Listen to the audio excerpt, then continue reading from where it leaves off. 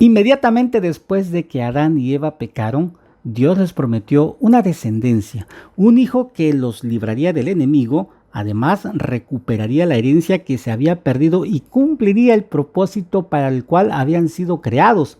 Este hijo los representaría y los redimiría tomando su lugar y finalmente destruiría a la serpiente. Esta promesa fue confirmada más tarde a Abraham. Dios juró que tendría una simiente, un hijo a través del cual todas las naciones de la tierra serían bendecidas. Dios hizo lo mismo con David. Le prometió a David que su hijo sería adoptado por Dios como hijo propio y que se establecería como un gobernante justo sobre todos los reyes de la tierra.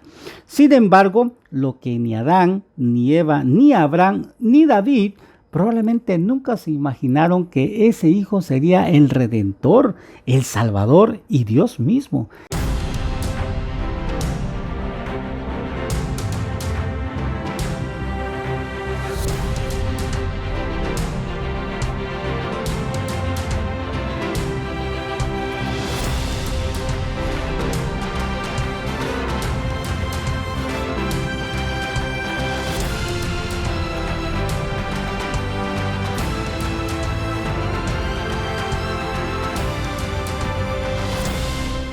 Hebreo revela que Pablo creía que estaba viviendo en los postreros días. Además, los profetas utilizaron esta expresión postreros días o final de los días para hablar sobre el futuro en general. El profeta Daniel usó esta expresión, el tiempo del fin, para hablar más específicamente sobre los últimos días de la historia de la tierra.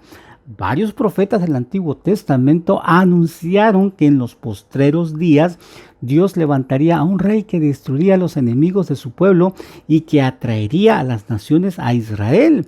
Estas promesas se cumplieron en Jesús, el Hijo de Dios. Él derrotó a Satanás y atrajo a todas las naciones a sí mismo. Y en ese sentido ha comenzado el tiempo del fin, porque Jesús ha cumplido las promesas de nuestro Dios. Nuestros padres espirituales murieron en la fe, vieron las promesas desde lejos, pero no las recibieron. Nosotros hemos visto el cumplimiento en Jesús. Así pensamos por un momento en las promesas de Dios y en Jesús. El Padre prometió que resucitaría a sus hijos.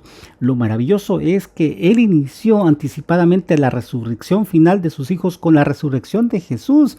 El Padre también prometió una nueva creación y Él ha comenzado a cumplir esas promesas al crear una nueva vida espiritual en nosotros. Prometió que establecería su reino final. Él inauguró ese reino al librarnos del poder de Satanás e invistiendo a Jesús como nuestro gobernante. Sin embargo, esto es solo el comienzo, mis hermanos. El resto lo completará en su segunda venida. Hebreos 1:1 al 4 es una oración en griego original. Es la más hermosa de todo el Nuevo Testamento desde el punto de vista retórico y artístico.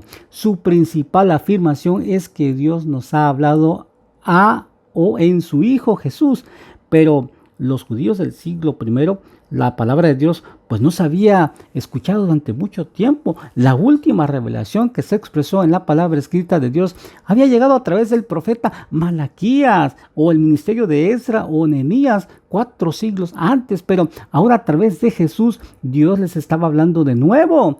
No obstante, la revelación de Dios a través de Jesús era superior a la revelación que Dios había hecho a través de los profetas, porque Jesús es un medio mayor de revelación. Él es Dios mismo quien creó el cielo y la tierra y gobierna el universo.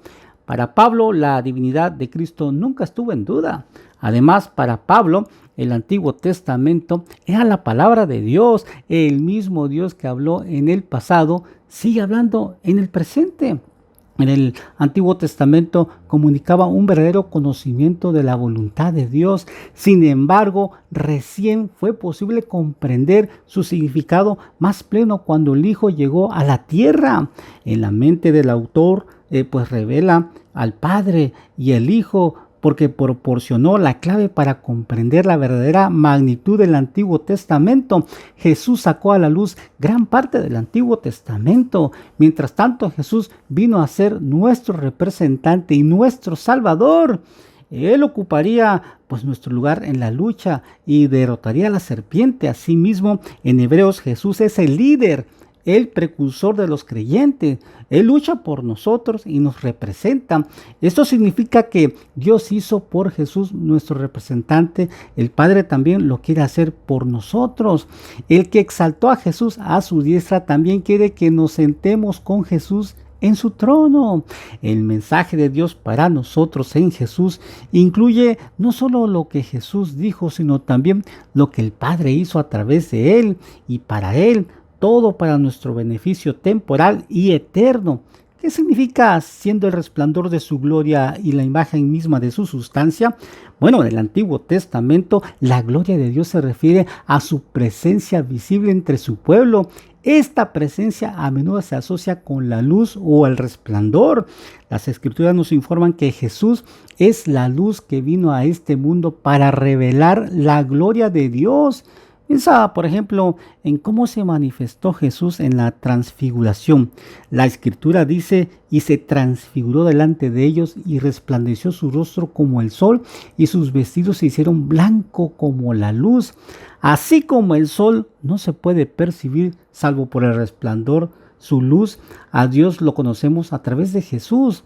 Desde nuestra perspectiva, es como si los dos fueran uno solo. Hebreo también dice que Jesús es la expresión exacta de la naturaleza del Padre.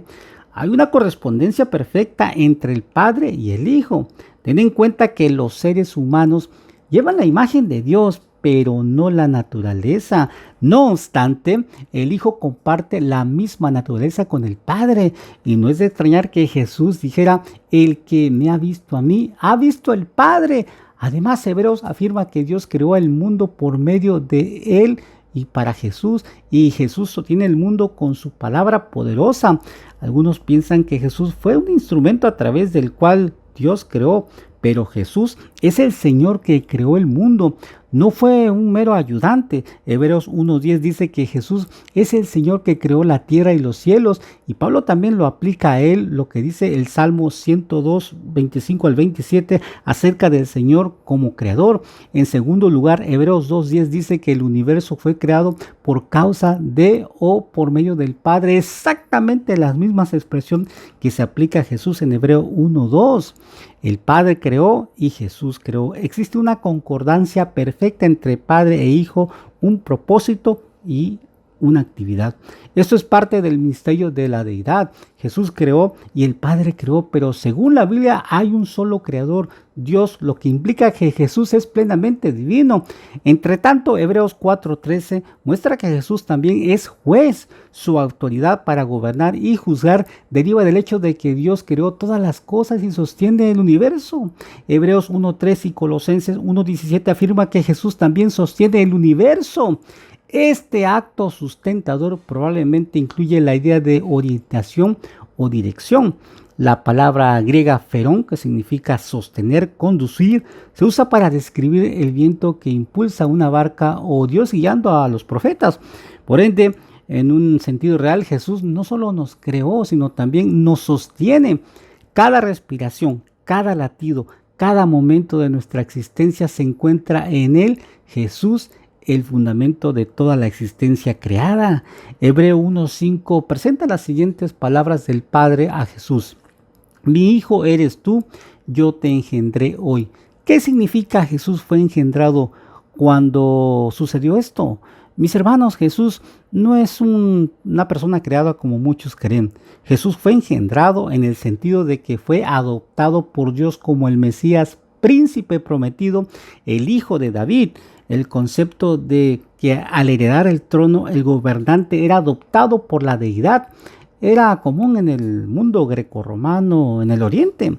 Esto daba legitimidad al gobernante y autoridad sobre su imperio. Sin embargo, Dios le prometió a David que su hijo sería el verdadero gobernante legítimo de todas las naciones. Él adoptaría al hijo de David como hijo propio. Mediante este proceso, el rey davídico se convertiría en el protegido de Dios y en su heredero. Dios derrotaría a sus enemigos y le daría a las naciones como herencia como podemos leer en Romanos 1, 3 y 4 y en Hechos 13, 32 al 33. Jesús fue dado a conocer públicamente como el Hijo de Dios. El bautismo y la transfiguración de Jesús fueron momentos en los que Dios identificó y anunció a Jesús como su Hijo. Sin embargo, según el Nuevo Testamento, Jesús se convirtió en el Hijo de Dios con poder cuando resucitó y se sentó a la diestra de Dios. Fue en ese momento cuando Dios cumplió su promesa hecha a David de que su hijo sería adoptado como el Hijo de Dios y su trono sobre las naciones pues se establecería para siempre. Por lo tanto, es legítimo Hijo de Dios, pues es Jesucristo, y la palabra engendrado aplica a Jesús y significa su entronización. Se refiere al comienzo del gobierno de Jesús sobre las naciones, no al comienzo de su existencia, pues Jesús siempre ha existido. Nunca hubo un momento en que Jesús no existiera. Él es Dios. De hecho, Hebreos 7:3 dice que Jesús no tiene principio de día ni fin de vida, porque es eterno. Por lo tanto, la idea de que Jesús como el Hijo unigénito de Dios no tiene relación con la naturaleza de Cristo como deidad, sino con su papel en el plan de salvación, ya que Cristo hizo realidad todas las promesas del pacto. Que el Señor te bendiga, que el Señor te guarde, que el Señor te cuide y haga resplandecer su rostro sobre ti y ponga paz en tu vida. Nos vemos en la próxima edición. Hasta pronto y feliz inicio de semana.